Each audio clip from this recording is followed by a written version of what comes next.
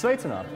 Mani sauc Gatis Mūrnieks, un jūs skatāties topošo uzņēmēju sacensības Firmas noslēpums. Sacensībās piedalās cilvēki, kuriem ir biznesa ideja un pārliecība, ka viņi spēs tās īstenot. Lai saņemtu pirmo investīciju, mūsu spēles galveno balvu 10 000 latu, viņiem par savu topošo biznesu potenciālu būs jāpārliecina arī sacensību žūrija. 3 raidījumu laikā žūrija izvēlēsies 9 biznesa ideju autorus, kuri piedalīsies sacensību nākamajā kārtā. Attīstīs idejas, veidos biznesa plānus, būvēs savas firmas.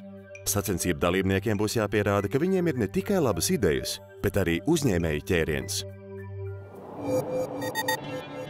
Sacensību dalībnieku idejas vērtē cilvēki, kas zina, kā izveidot uzņēmumu un pelnīt ar to naudu. Ja žūrijas pārstāvi teiks īkšķis uz augšu, tas nozīmē, ka viņi ir par idejas autoru tālāku dalību raidījumā. Sacensību dalībniekiem ir jānopelna vismaz 3 žūrijas pārstāvi īkšķi, lai saglabātu cerības turpināt sacensības. Spēles dalībniekus vērtēs oriģinālās velokafejnīcas Mīt valdes priekšsēdētājs Andris Vaitekūns, Latvijas Investīciju un attīstības aģentūras ārvalstu investīciju piesaistes eksperts Jānis Volberts, uzņēmumu grupas Draugiem Group.com attīstības vadītājs Mārtiņš Labāns, uzņēmuma Cēsu alus valdes priekšsēdētāja Eva Sietiņsone Zatlere un vairāku uzņēmumu dibinātājs un īpašnieks Rīgas Tehniskās universitātes docents Jānis Caune.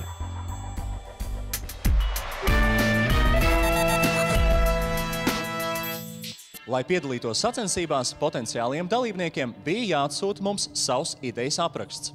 Mēs izvēlējāmies 31 mūsuprāt interesantāko ideju. Pagājušajā nedēļā dzirdējām 11 no tām, bet šodien žūrija uzklausīs vēl citus 11 biznesa ideju autorus. Žūrijas uzdevums ir noskaidrot, kurām no idejām ir biznesa potenciāls un vai to autoriem ir uzņēmēju ķēriens. Sacensību dalībniekiem ir grūts uzdevums. Viņiem ierobežotā laikā jāpārliecina žūrija, ka viņu idejām ir biznesa potenciāls. Izšķirošā būs prasme saprotami un pārliecinoši izklāstīt savu ideju. Es šodien būšu tas produkts. Šie te kraukšķi pavērs jaunas iespējas, ēšanas paradumus pamainīt. Mani biznesa ideja ir stratēģiski Gazpats Goldīna ražošana. Tas jautājums par to, kāpēc es tagad atnācu pēc 10 000. Tā ideja pati tapa tikai pavisam nesen. Es gribu ražot drošas velo novietnes. Mēs vēlamies ražot un tirgot personalizētas vinilplātes.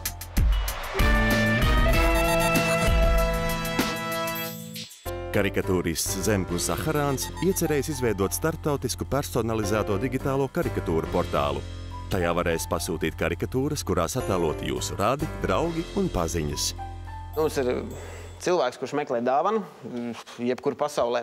Viņš ienāk internetā un atrod mūsu mājaslapu, aizpilda anketu, kur pievieno info un fotogrāfiju, jubilāri. Tas tiek nosūtīts mūsu māksliniekiem. Viņi studijā to uzzīmē, internetā aizsūta cilvēkam uz viņa e-pastu. Mums jau ir studija un pats labāk mēs jau zīmējam karikatūras, bet tas tikai Latvijas tirgumu un būtu vajadzīgs finansējums, lai izveidot vairāk darba vietu, pieņemt vairāk darbā māksliniekus un mēģināt ielausties ārzemju tirgu. Cik liels pieprasījums jums ir Latvijā šobrīd? Nu, kādi 3-4 pasūtījumi dienā. Nu, ja jau tagad tas ir tik pieprasīts, ka tu pat nereklamējoties to dari, nu, kuri problēma tagad ņemt un mēģināt iet starptautiski? Jā, tieši tāpēc es gribēju sagatavoties starptautiski. Tāpēc Latvijā tagad, principā, es esmu apzinājis un zinu visus savus kolēģis karikatūristus un zinu, ka, principā, neviens, nu, varbūt var uztaisīt studiju, bet, nu, pagaidām. Viss tāds ļoti redzēts karikatūras, nu, viņi nepārsteidz ar oriģinālitāti, diemžēl. Žēl. Nu, kādu pārsteidz? Tu paskaties uz šo bildi, tā ir saucamā, nu, digitāli sabrīdītā bilde. Nu, Jā, samaketēta. Tā ir maketēta bilde, tas nav pārtaisīts. Nu, teiksim, sejas vaipsti ir ielikt iekšā, jā, bet visi akcenti jau ir digitāli. Vai tam ir vajadzīgs 10 000, nu, lietas savu sludekli tajā pašā Elancā vai vēl kaut kur, Odeskā un uz priekšu, nu, vāc tos pasūtījumus, ja jau viņi ir tik daudz. 1 īkšķis uz augšu ir, 2 ir. Nu, izskatās, ka karikatūras būs jāzīmē, bet būs jāpublicē kaut kur citur, ne mūsu raidījumā. Noteikti dod mums ziņu. Es domāju, ka žūrijas vērtējums ir pelnījis karikatūras. Nē, tagad viņi nav pelnījuši karikatūras. 2 ir. Tas tiešām var izveidoties globāls bizness. Mēs karikatūru ik pa laikam izmantojam arī šogad, tieši uz 2013. gadu, arī Cēsoluma kalendāri ir interesantā karikatūra veidā. Arī man pašai ir uz kāzām dāvana bijusi, kur es, tieši karikatūras veidā, un domāju, tas ir tāda jautrība ienes. Eva Sietiņsone Zatlere, pēc izglītības finansiste, uzņēmuma Cēsu alus valdes priekšsēdētāja. Evai bija tikai 27 gadi, kad viņai uzticēja uzņēmuma vadību. Drīz viņa saprata, ka pietrūks zināšanu, tādēļ vēlreiz iestājās augstskolā un ieguva maģistra grādu augstākā līmeņa vadībā. Uzņēmumu vada jau 8 gadus.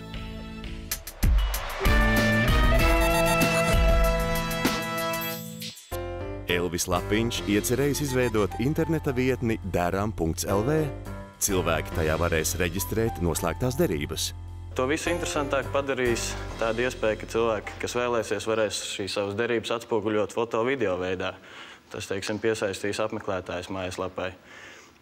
Peļņu centīšos gūt pārdodot reklāmu internetu vietnē un mobilajā aplikācijā, kā arī ieturēt komisiju no derībām uz naudu.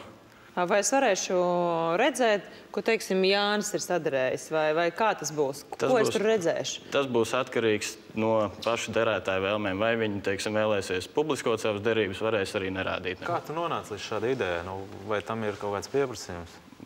Pieprasījums. Derības jau slēdz jau ļoti, ļoti ilgi visu ikdienā. Un parasti ir tā, ka it īpaši starp jauniešiem ir tā, ka gadās, ka kāds aizmirst par tām derībām vai neuztver viņas nopietni. Ja? Tad ir tāda vieta, kur tu viņas vienkārši tā kā piereģistrē un uzskatāmībai viņas tur paliek. Par to komisijas ieturēšanu, par derībām uz naudu ir tas, ka tā ir drošība, tā kā garantija.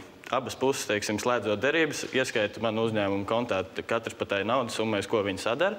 Un beigās vienkārši, kad derības tiek izpildītas, ka viņas noslēgušās, es no šī kontā ieskaitu uzvarētāju.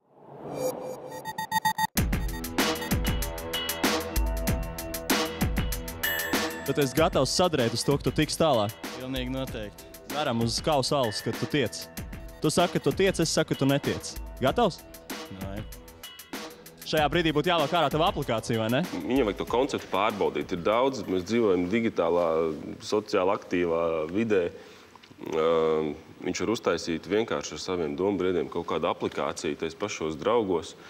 Kas ir ļoti vienkārši, tas maksā 5000. Tur tāds programmētājs students to mierīgi var pāris dienu laikā uztaisīt un pārbaudīt to konceptu kaut kur tur patās vidēs, saintegrēt ar savu draugu profiliem, kaut ko vienkārši pamēģināt, kā cilvēku uz to reaģē, un tad varbūt iet tālāk. Visi žūrijas locekļi ir skeptiski noskaņoti. Teikšu godīgi, tas nav sarunāts. Žūrijas pārstāvi neko nezina par mūsu pēkšņajām straujām derībām. Kāds sajūts tev? Bēdīgi neko darīt. Par alu uztraucies vai par sacensībām? Par sacensībām. Bet es katrā ziņā domāju, ka es tik un tā pamēģināšu. Man tas tīri subjektīvi nepārliecināja, un tie fakti, kas bija manā rīcībā, neļāva gūt priekšstatu, ka šim biznesam ir tāds potenciāls, lai viņi turpinātu virzīt uz galveno balvu. Jānis Valberts, Latvijas Investīciju un attīstības aģentūras investīciju projektu departamenta Polaris projekta vadītājs. Izstrādā metodoloģiju ārvalstu investīciju piesaistē Latvijā. Iepriekš bijis nodokļu konsultants auditoru kompānijās PricewaterhouseCoopers un Ernst & Young.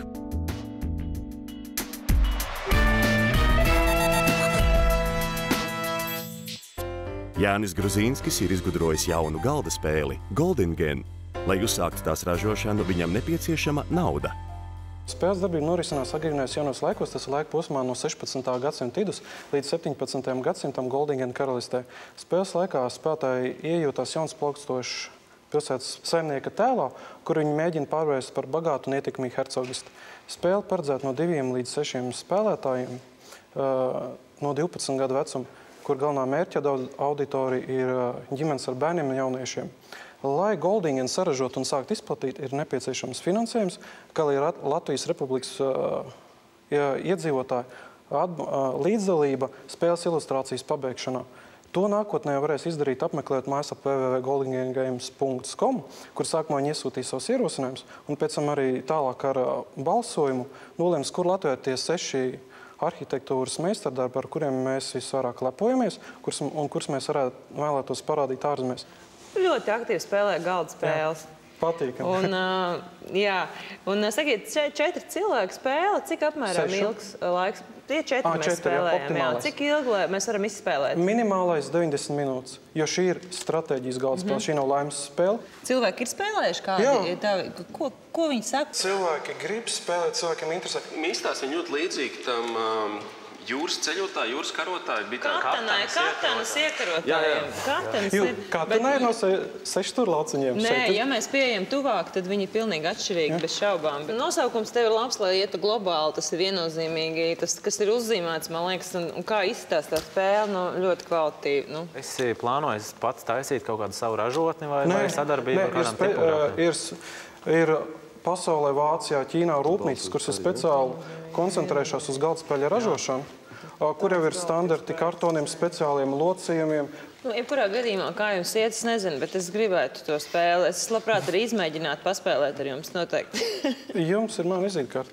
Paldies, es redzēju. Un nobeigumā sāksim parādīt arī šo karogu tuvāk, kad šeit nav tikai spēle, bet šeit arī ir stāsts. Jo, piemēram, kā jūs jau dzirdējāt, tā Goldingen karalists, un tāpat kā Latvijai, valstī tieši veidot tādu simbolu kā karogs, ģērbonis, spiedogs, himna. Mums ir satversme, Goldingen ir konstitūcija, tāpat šeit arī šīs lietas viss ir atstrādāts. Vai tiešām šī spēle atšķir no tās pašas Katanas vai kaut kā? Nē, īsti neatšķiras, bet tas ir kaut kas Latvijā. Neatšķirās, tas ir jāredz spēlē. Ja tu izlasi scenāriju, ne ar ko viņi neatšķiras. Tieši tas pats vidus. Kā pērk spēles, tu centies saprast to ideju, vai tu nopērci un tad spēlēši, un tad jau redzēsi? Es tomēr jau skatos, kas ir jau spēlēts, kas pie draugiem kaut kur spēlēts, ir tās spēles, kas ir aizraušas. Jūs visi arī apskatījāties, kas tur ir. Tur bija smuki, smalki aņķini ļoti daudz. Tur izsakots vids bija. Tas bija tas, kas jautājums, vai ražojot, viņu var tāpat izcakināt par to cenu, ko viņš bija iedomājis. Iespējams, ka var. Bet varbūt tie ir jautājumi otrai kārtē. Jā, bet redzi, tev paņēma tās cakināšana, bet tev spēle paņēma. Tu neko par to spēli nezini. Man paņēma. Es pateikšu, kas man paņēma. Kādā veidā tas tā kvalitātes līmenis, kā tas bija. Es tādu nopirktu arī. Es nopirktu, un tad es skatītos, vai viņi man aizrāva. Šo es nopirktu. Man baigās bažas par to. Mums noteikti jābūt pārliecinātiem par to, ka tu tiks tālāk. Jautājums ir, ar cik īkšķiem uz augšu. Jānis saņem 4 žūrijas pārstāvju balsis, un viņam ir cerības turpināt spēli. Man patīk tas, ka cilvēks ir atnācis, viņš ir sagatavojies, viņam ir ne tikai ideja, bet viņš ir spējis kaut kāds konkrēts soļus, viņš ir pārbaudījis, testējis, runājis ar cilvēkiem, ar potenciāliem izplatītājiem, pārbaudījis to konceptu. Tur es noticēju tam, ka viņš var realizēt.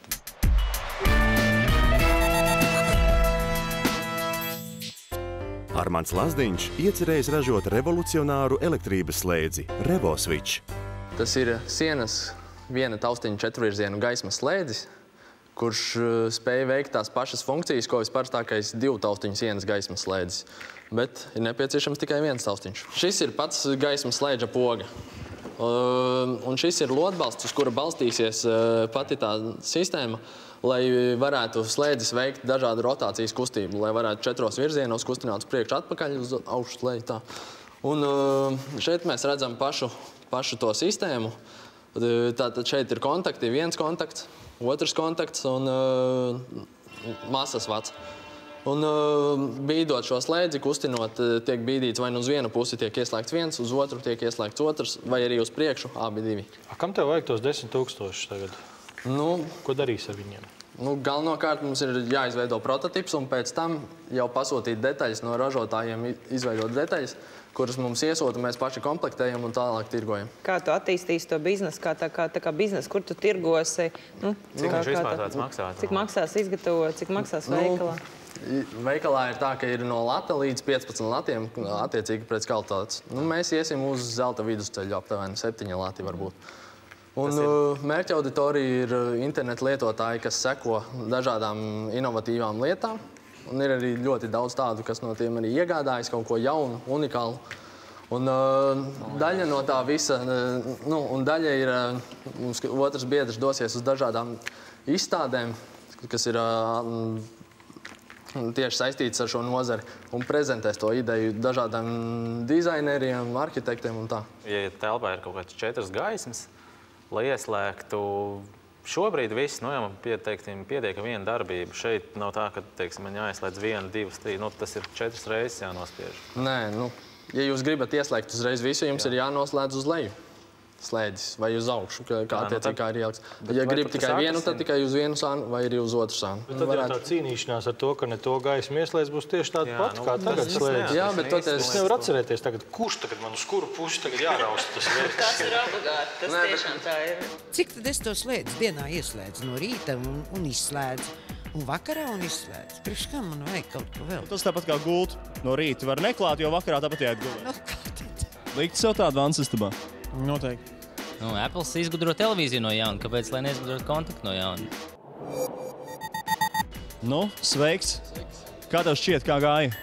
Manuprāt, diezgan labi. Kas slēgs tā pareizo gaismu un viss būs baigi forši, bet... Nē, par to pareizo gaismu es nepiekrītu. Tam es nenoticēju, ka tā pareizo gaismu. Bet man patīk tomēr tas, ka, ja tā ideja tiešām tāda nav, viņai noteikti atradīsies pircēji kā idejai. Tas ir obligāti, ja? Jo tiešām katrs jau tomēr uzbūvē jaunu māju, tu gribi ar kaut ko pārsteigt savā ziņā, ja? Bet tad atkal cita lieta, ja tu nerisini kaut kādu funkcionālu jautājumu, ko viņš tā kā mēģināja uzsvērt, ja? Vai slēdzi var padarīt vienkāršāk? Iespējams, ka var kaut kā. Ja? Bet šeit nav tas gadījums. Viņš ir tā kā sarežģītāks, jo kustība sākās jau dažādās dimensijās, līdz ar ko viņam ir kaut kāda cita funkcionalitāte, kas varbūt ir tas fifīgums, vai ne? Tad viņš ir piedāvā kādu fifīgu risinājumu. Tad tas ir kaut kas cits atkal. Piecīkšķi. Kaut viņi visi šaubījās par Armanda ideju, tomēr visi atdeva par to savus īkšķus. Ideāli. Ideāli slēdzis būs? Centīšos. Ja, piemēram, es ieietu tādā lielveikalā un man stāvētu kaut kādi, 4 varianti, 3 būtu vienkārši, kas jau ir ierastie, un viens šāds un 4. kaut kas. Es skatītos vairāk uz šiem, jauniem 2 variantiem. Šis bija kaut kas savādāks. Andris Vaitekunds, studējis uzņēmējdarbības organizāciju un vadību. Uzņēmuma mīt līdzīpašnieks un valdes priekšsēdētājs. Bijušais BMX braucējs. Beidzis riteņbraucēju karjeru, Andris nolēma pārvērst savu sirdslietu biznesā, atverot Rīgā riteņbraucējiem draudzīgu kafejnīcu, kas vienlaikus ir arī velodarbnīca un veikals.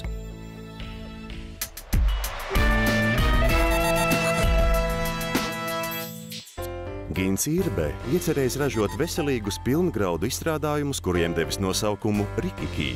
Vēlos jums prezentēt Latvijā nebijušu vēl pārtikas produktu, kas īpaši atšķirās ar savu pagatavošanas tehnoloģiju, kuru pamatā ir graudaugi, pilngraudi.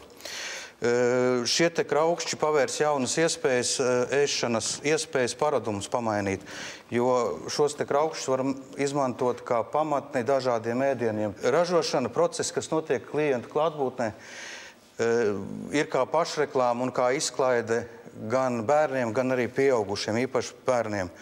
Mūsu produkcija ir pieejama gan lielai neierobežotai auditorijai, un arī cilvēkiem ar lieko svaru un diabētiķiem, jo Latvijā ir 75 000 reģistrēto diabētiķu. Tā skaitā arī viņi var lietot šo te produkciju kā maizīti. Tas ir kaut kas tāds, ko tu pats esi izdomājis, vai tas ir no kaut kurienes atvests?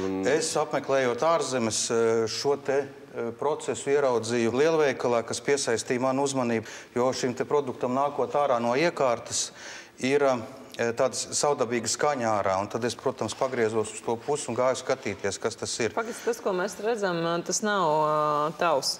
Tas jau ir kaut kur citur filmēts. Tas ir ārzemēs. Bet tas bizness saistās tomēr ar vienu iekārtu, ar vienu vietu, cik es saprotu. Tas nav tā, ka es... Es varu gan tā ražot. Man ir 2 dažādi varianti. Man ir varianti, vai nu es Taisu atsevišķi kaut kādā telpā, ražošanas telpā, es taisu saražoju un piegādāju, teiksim, tam pašam lielajiem. Iepakojot, jā, vai kā? Iepakotus jau iekšā. Ideja mums ir skaidra, mēs tagad nogaršojam. Garšojiet, vispirms pagaršojiet bez mērcītēm un tad varbūt tās ar viņām. Labi. Es personīgi mājās pagatavoju plovu, ja, un es domāju, kā tad izskatīsies, ja es uzlikšu virsū. Un es uzliku salvetu, uzliku kraukšķu virsū, uzliku plovu. Viņš nekur neizjuka, respektīvi masu pasākumos. Jūs zināt, kāda izskatās mežu parks pēc visiem šķīviem ar visu.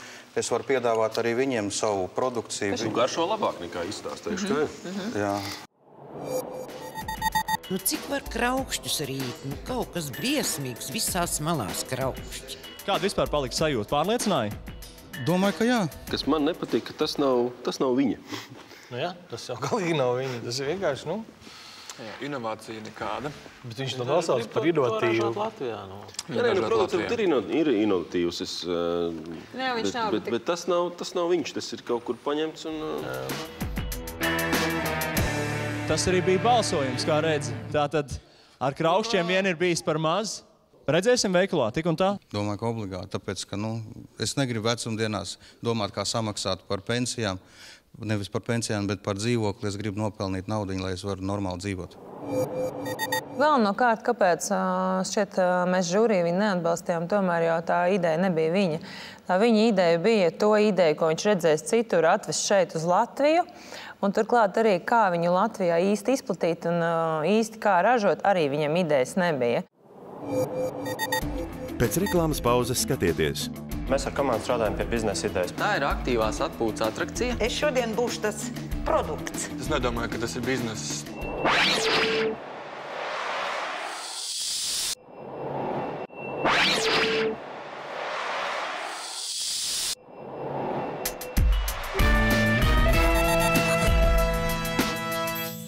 Raidījumā Firmas noslēpums piedalās cilvēki, kuriem ir biznesa idejas.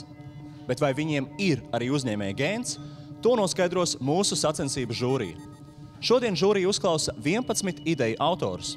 Lai saglabātu cerības turpināt sacensības, topošiem biznesmeņiem ir vajadzīgs vismaz 3 žūrijas pārstāvju atbalsts. Žūrija izvērtē pavisam 31 biznesa ideju un tālākai dalībai sacensībās izvirzīs 9 ideju autorus. Sacensību dalībniekiem ir grūts uzdevums. Viņiem ierobežotā laikā jāpārliecina žūrija, ka viņu idejām ir biznesa potenciāls.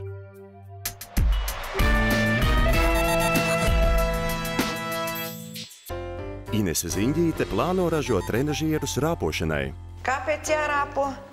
To jūs varat redzēt pēc manis.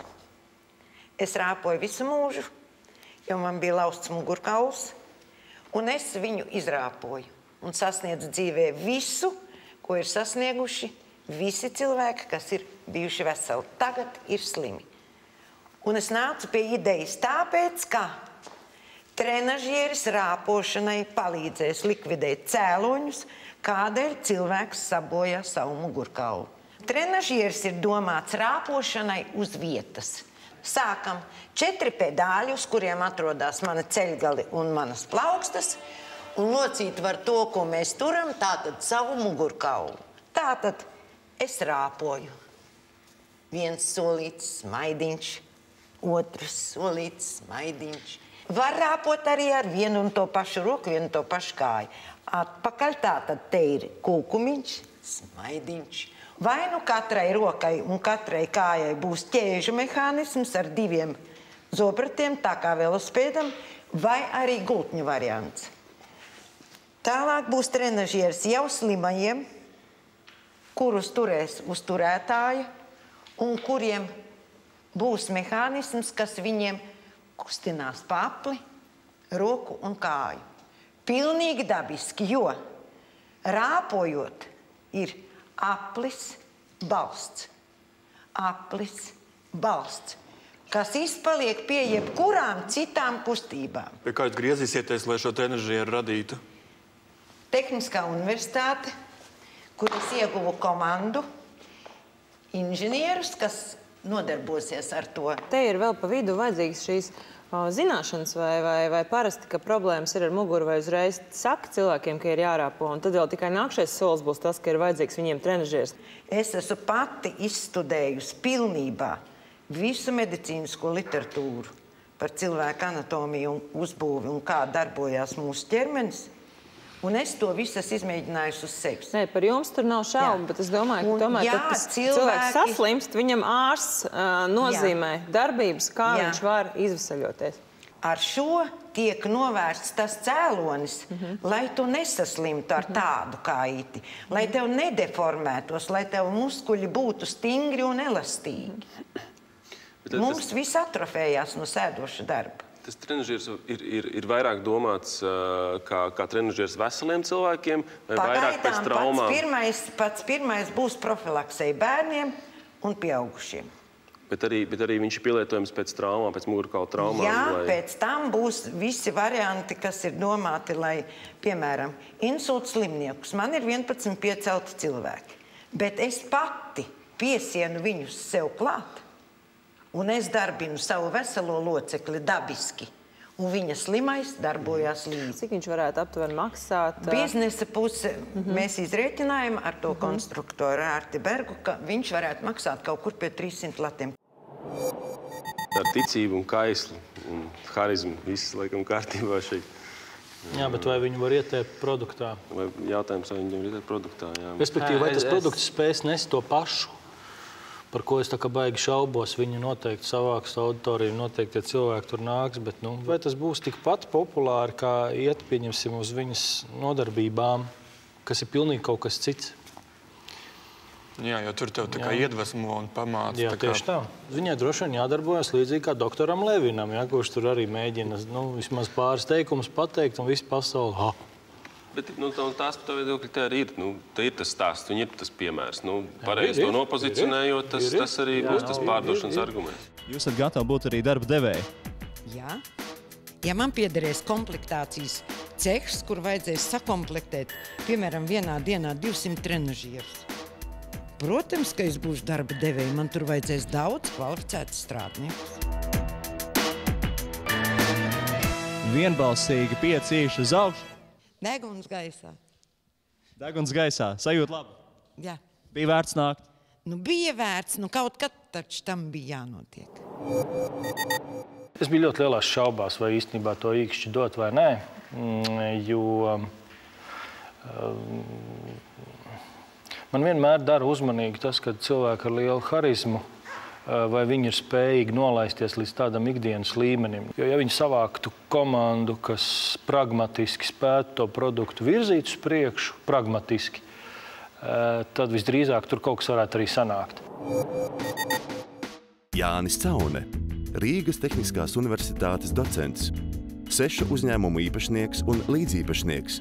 Jāņa uzņēmumi darbojas informācijas tehnoloģiju, poligrāfijas un biznesa konsultāciju un citās jomās. Jau vidusskolas pēdējā klasē sapratis, ka viņa stihija būs uzņēmumu vadīšana.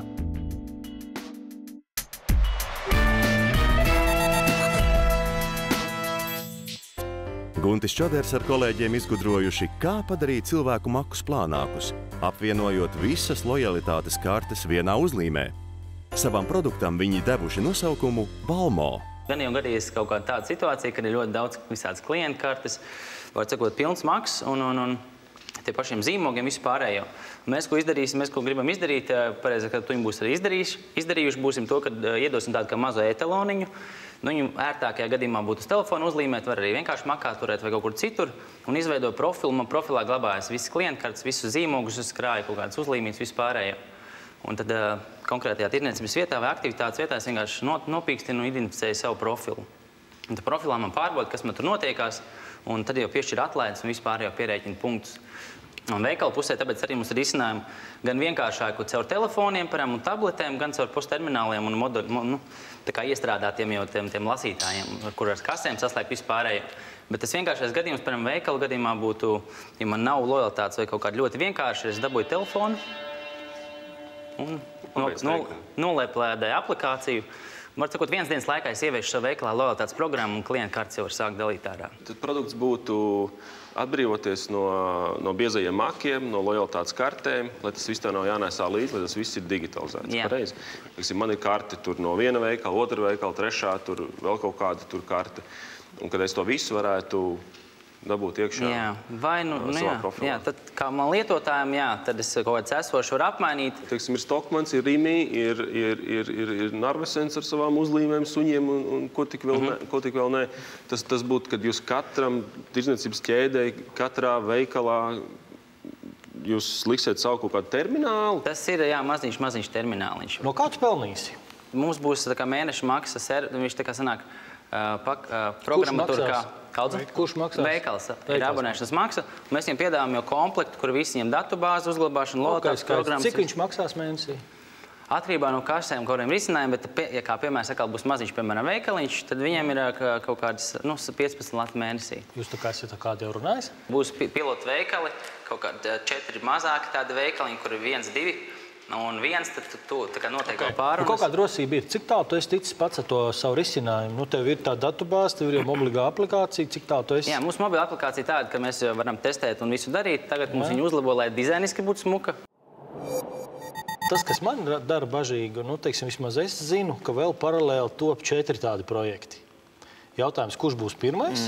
Jā, tie 4 ir Latvijā vai Latvijā. Es domāju, ka gan jau, ka citās valstīs arī domā cilvēki līdzīgi, jo problēma jau visur ir tāda plus mīnus. Un tev vēl tas jautājums ir tevi, teiksim, ja tu esi tāds Rimi, tu esi izdalījis tur 100 000 tās klientu kartes, kas satur klientu datus, un tad ir tas jautājums ir, vai tas lielais, kam ir jānotiek, lai tas lielais nodotu pārvaldībā savu, teiksim, visu to lojalitātes sistēmu. Atceries, ka tev vajag vismaz 3 īkšķus uz augšu, 4 ir. Guntis saņem 4 žūrijas pārstāvju balsis un saglabā cerības turpināt spēli.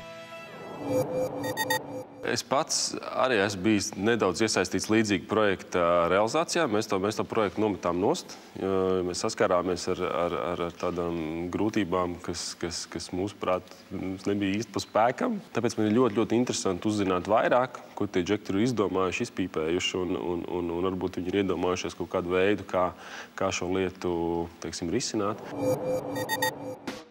Mārtiņš Labāns, studējis uzņēmējdarbības vadību.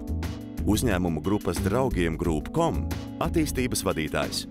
Jau vairākas uzņēmumā dzimušās biznesa idejas, pateicoties Mārtiņa aizrautībai, pārtapušas veiksmīgā biznesā.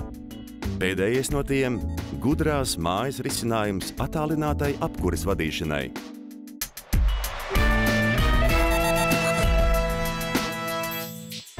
Aldis Karasējevs izgudrojis drošu velo novietni.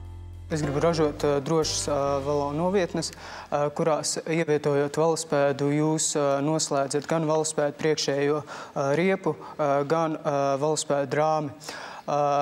Novietnes ir stacionāras, novietnes pielietošanas un nepielietošanas laikā neaizņem vietu, un novietnes drošība balstās uz šādas slēdzenes, kuru tātad novietni noslēdzot, jūs ievietojat iekšā novietnē speciālā paredzētā urbumā.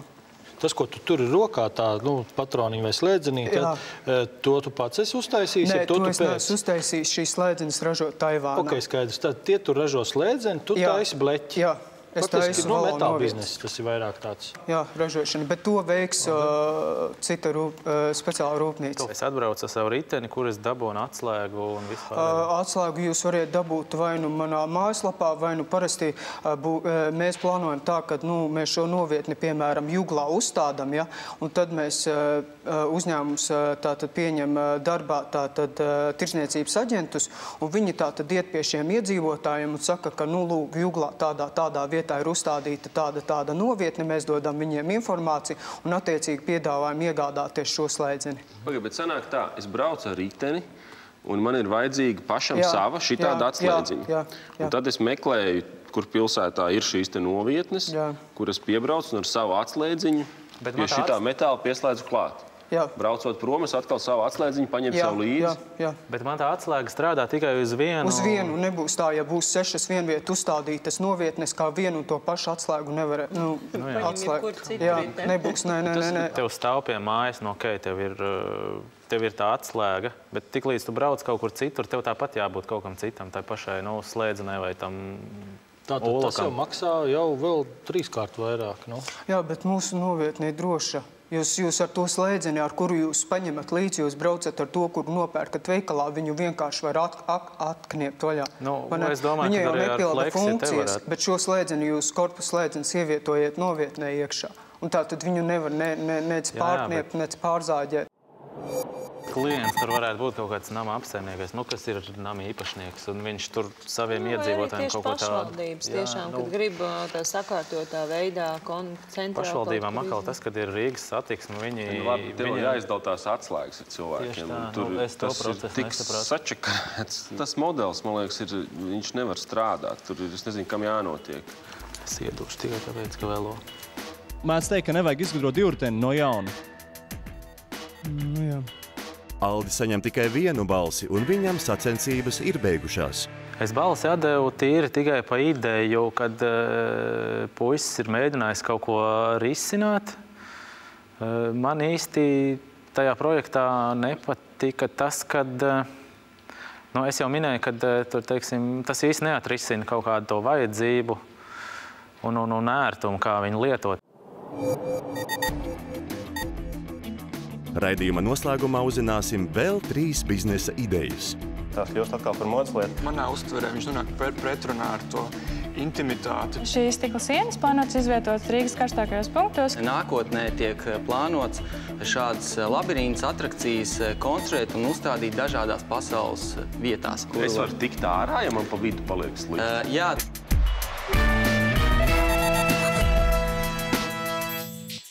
Mārtiņš Sīlis iecerējis izgatavot personalizētas vinila skaņu plates.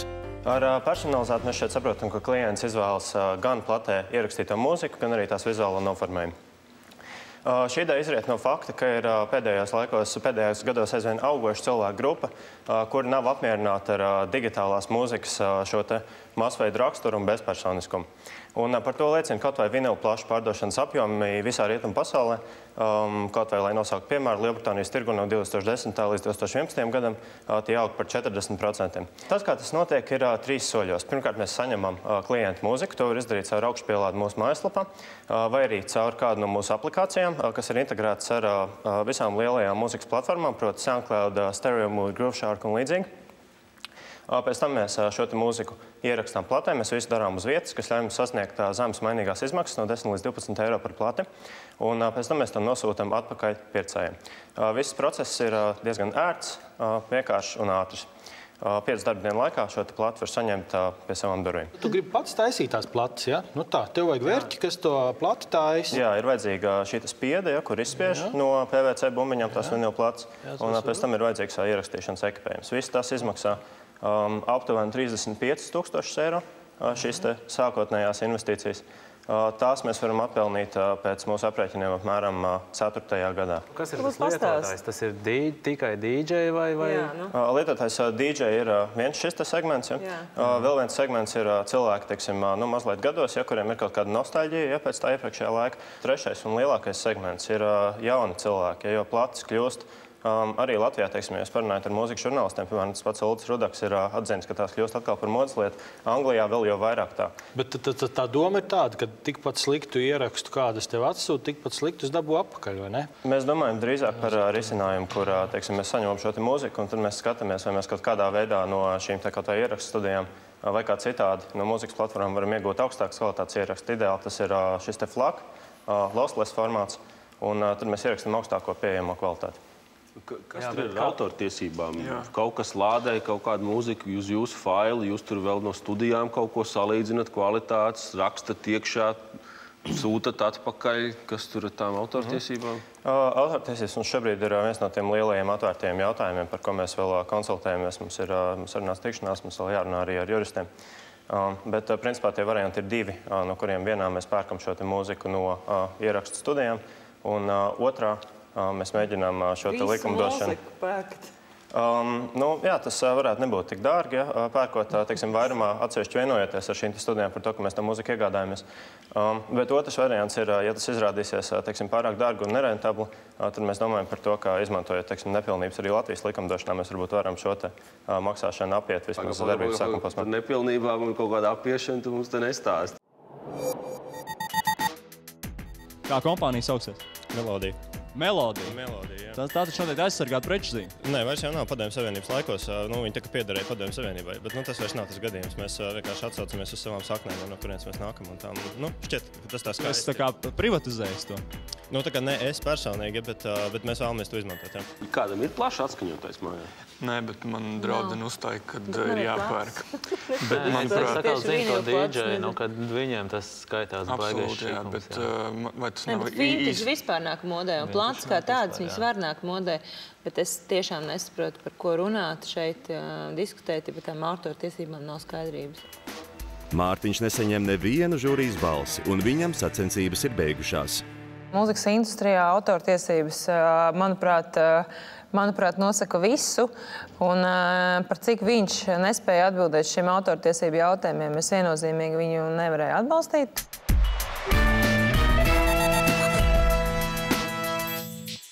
Kristīne Stivriņa piedāvā uzstādīt Rīgā stikla sienas ar QR kodiem, kas pilsētas viesiem atvieglos piekļuvi informācijai. Mēs ar vietālruņu palīdzību vēlamies uzlabot esošo informācijas iegūs veidu. Mērķa auditorija ir turisti, Rīgas viesi un iespējams arī paši rīdzinieki. Mēs vēlamies viņiem ātri un ērti sniegt informāciju par Rīgā pieejamiem pakalpojumiem, kā piemēram taksometriem, viesnīcām, restorāniem, kultūras iespējām un citām iespējām. Iespējams priekšstatam pirmajam attēlā ir attēlots, kā tas varētu reāli izskatīties dzīvē. Darbības princips ir izveidot un izvietot īpašas vizuāli pievilcīgas stikla sienas, uz kurām ir uzproducēti QR kodi, un, respektīvi, noskanējot šos QR kodus ar saviem vietālruņiem, būs iespēja ātri un ērti iegūt informāciju par sevi interesējošo pakalpojumu, kas būs apkopots mūsu mājaslapā. Un šīs stikla sienas plānotas izvietotas Rīgas karstākajos punktos, kā piemēram lidostā, tirdzniecības centros un stacijām. Būtībā doma ir līdzīga kā informatīvajiem bukletiem, turisma ceļvežiem un informācijas stendiem, vienīgi daudz mūsdienīgākā, ērtākā, vizuāli baudāmākā un vidē draudzīgākā veidā. Tur biznes.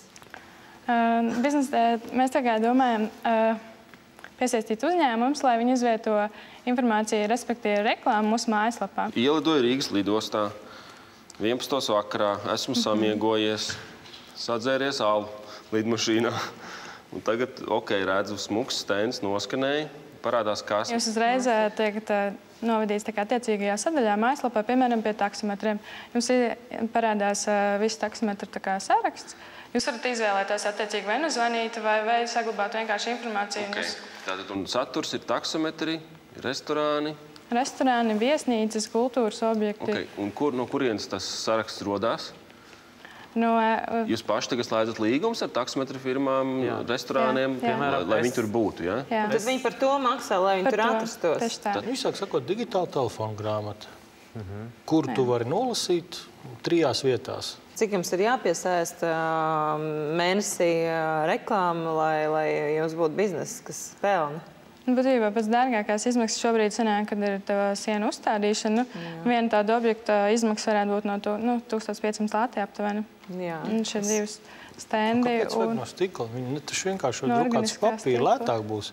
N reizes lētāk. Jā, bet tas ir vizuāli pievilcīgāk, ja būs no papīra, līdz ar to tas nepiesaist mērķa auditoriju. Kāpēc jums jāliek 1500 latiem? Jūs sakat, jūs gribat būt digitāli un inovatīvi. Nolieciet Bluetooth raidītāju lidostā pa 30 latiem. Un katram, kas ieslēdz telefonu, būs paziņojums, lai jau pielādē šeit aplikāciju. Ko jūs sakat par ideju? Interesanti būtu vērts ieklausīties, bet jā. Spēle tuvāk sirdī, ja? Kaut kā tā. Žūrija bija ļoti skarba, bet objektīvi patiesībā sakot un jāuzklausa to, ko viņi saka. Balsojam. Es kā... Vienu minūti gribēju par tiem QR kodiem, ko es arī izmantoju, tāpēc skatos.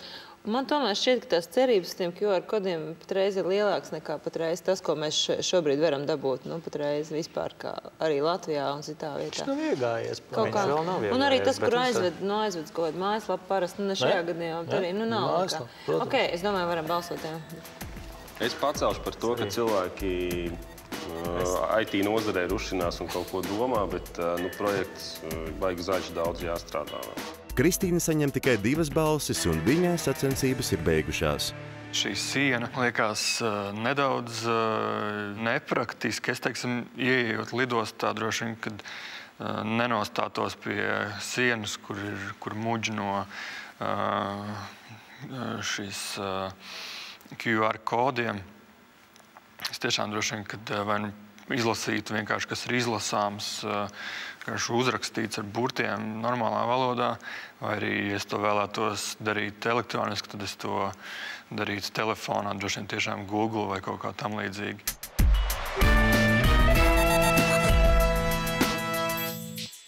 Juris Žilko izgudrojis neparastu labirintu. Tas būs veidots no caurulēm.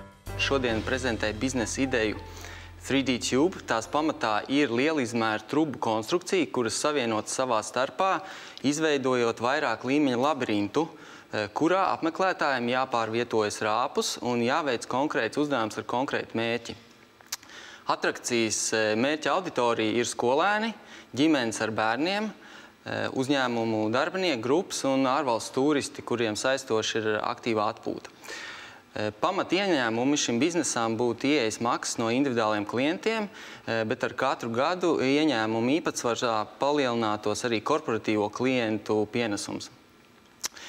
Un jau kā atsevišķi biznesa virziens nākotnē tiek plānots šādas labirintas atrakcijas konstruēt un uzstādīt dažādās pasaules vietās. Es parādīšu šī labirinta prototipu.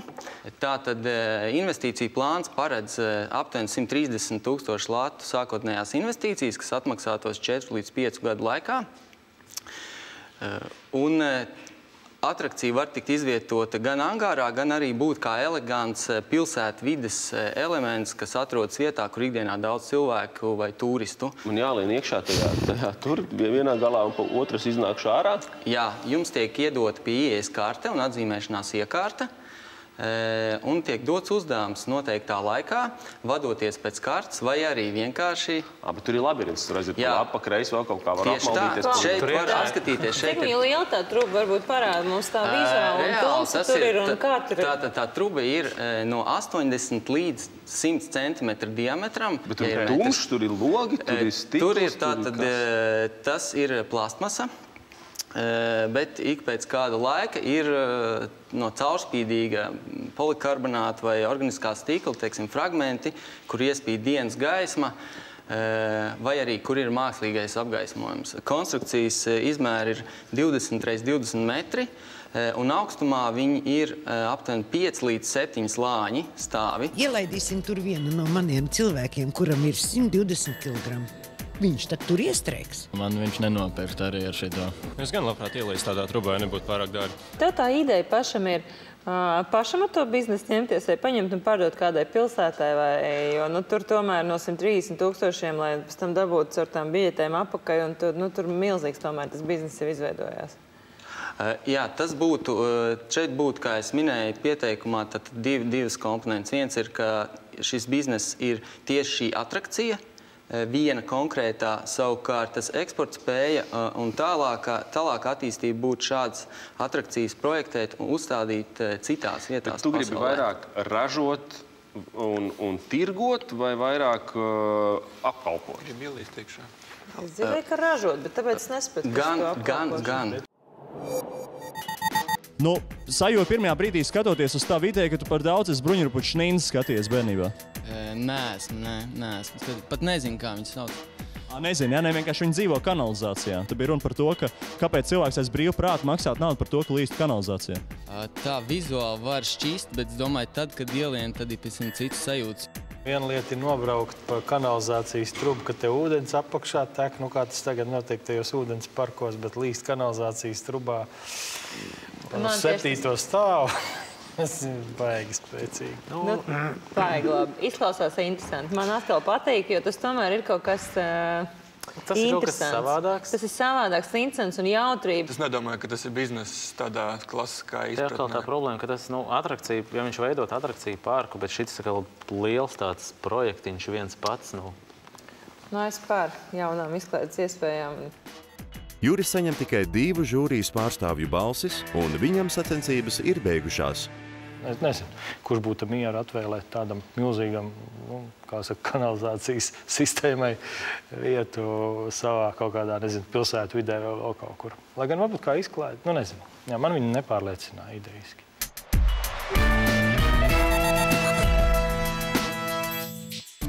Cerības turpināt cīņu par 10 000 latiem šovakar saglabā Jānis Gruzinskis ar galda spēli Goldingen, revolucionārā slēdža Revosviča autors Armāns Lazdiņš, rāpošanas entuziaste Inese Ziņģīte un universālās lojalitātes uzlīmes autors Guntis Čoders. Nākamajā raidījumā mēs dzirdēsim vēl 9 citas biznesa idejas, un tad žūrija pieņems galīgo lēmumu, kuri ideja autori turpinās sacensības. Viņiem nākamo 2 mēnešu laikā būs jātīst sava ideja un jābūvē biznesa. Tikai viens no viņiem saņems galveno balvu 10 000 latu, ko nodrošina SEB banka. Sacensību dalībnieki saņems arī citas vērtīgas balvas, ko sarūpējuši Rīgas Tehniskā universitāte un laikraksts Dienas bizness. Uz tikšanos!